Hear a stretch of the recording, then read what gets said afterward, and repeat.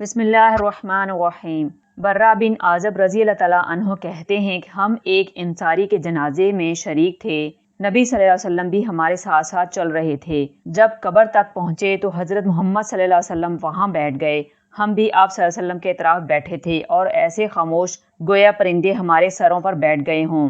آپ صلی اللہ علیہ وسلم کے ہاتھ میں ایک لکڑی تھی، زمین پر اس سے لکیریں کھینچ رہے تھے۔ پھر آپ صلی اللہ علیہ وسلم نے سر اٹھایا اور فرمایا، عذاب قبر سے خدا کی پناہ مانگو۔ 2-3 دفعہ فرمایا۔ پھر ارشاد ہوا کہ مومن جب دنیا سے اٹھنے لگتا ہے اور آخرت کا رخ کرتا ہے تو آسمان سے روشن چہرے والے فرشتے اترتے ہیں، جنت کا کفن لیے ہوئے ہوتے ہیں اور جنت کی خوشبوئیں ساتھ لاتے ہیں۔ اتنے زیادہ ہوتے ہیں کہ جہاں تک نظر کام کرتی ہے فرشتے ہی فرشتے ہوتے ہیں۔ پھر ملک الموت آ کر اس کے سرہانے بیٹھتے ہیں اور کہتے ہیں، اے مطمئن روح، مغفرت خداوندی کی طرف چل۔ یہ سنتے ہی روح نکل پڑتی ہے، جیسے کہ مشک کے منہ سے پانی کے قطرے نکلنے لگتے ہیں۔ روح نکلتے ہی چشم زدن میں اس کو جنتی کفن پہنا دیتے ہیں اور جنتی خوشبو میں اس کو بساتے ہیں۔ وہ مشک کی ایسی بہتر خوشبو ہوتی ہے کہ دنیا میں جو بہترین ہو سکتی ہے، اس کو لے کر آسمان پر چڑھنے لگتے ہیں۔ جہاں کہیں سے گزرتے ہیں فرشتے کہتے ہیں کہ یہ کس کی پاک روح لے جا رہے ہو؟ کہا جاتا ہے کہ فلاں ابن فلاں کی۔ آسمان تک پہنچ کر دروازے کھولنے کے لیے کہتے ہیں تو دروازہ کھول دیا جاتا ہے۔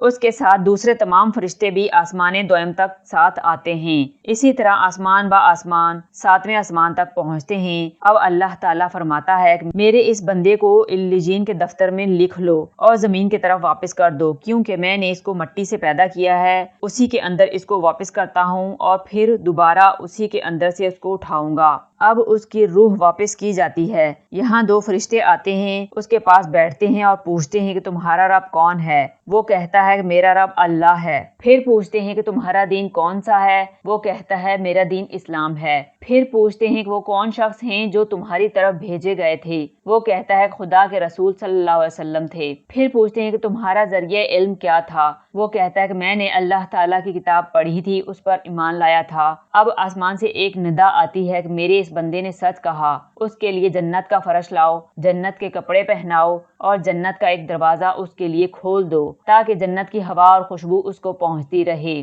اس کی قبر تا حد نگاہ کشادہ ہو جاتی ہے۔ ایک خوبصورت شخص اچھے لباس میں خوشبو میں بسا ہوا اس کے پاس آتا ہے اور کہتا ہے، خوش ہو جاؤ کہ آج تم سے جو وعدہ کیا گیا تھا وہ پورا کیا جاتا ہے۔ وہ شخص پوچھے گا کہ تم کون ہو؟ وہ کہے گا کہ میں تمہارا عمل صالح ہوں۔ تو وہ شخص کہے گا کہ اے خدا، اسی وقت قیامت قائم کر دے، میں اپنے اہل و عیال سے ملوں۔ پھر آپ صلی اللہ علیہ وسلم نے فرمایا کہ بندہ کافر جب دنیا سے منہ موڑنے لگتا ہے تو سیاہ رنگ کے فرشتے ٹاٹ لیے ہوئے آ پہنچتے ہیں اور تا حد نظر ہوتے ہیں۔ اب ملک الموت آتے ہیں اور کہتے ہیں کہ اے خبیث روح، نکل اور خدا کی ناراضی اور غضب کی طرف جا۔ تو وہ جسم کے اندر گھسنے لگتی ہے۔ فرشتے اس کو کھینچ کر نکالتے ہیں جیسے کہ لوہے کی سیخ بھیگے ہوئے بالوں کے اندر سے نکالی جاتی ہے۔ وہ اس کو لیتے ہیں، اس کو ٹاٹ کے اندر لپیٹ لیتے ہیں۔ اس کے اندر سے سڑے ہوئے مردار کی طرح بدبو نکلتی ہے۔ فرشتے اس کو لے کر آسمان پر چڑھتے ہیں اور جہاں کہیں سے گزرتے ہیں تو فرشتے پوچھتے ہیں یہ کس کی خبیث روح ہے؟ کہا جاتا ہے کہ فلاں ابن فلاں کی۔ اور جب آسمان تک پہنچ کر کہتے ہیں کہ دروازہ کھولو تو دروازہ نہیں کھولا جاتا۔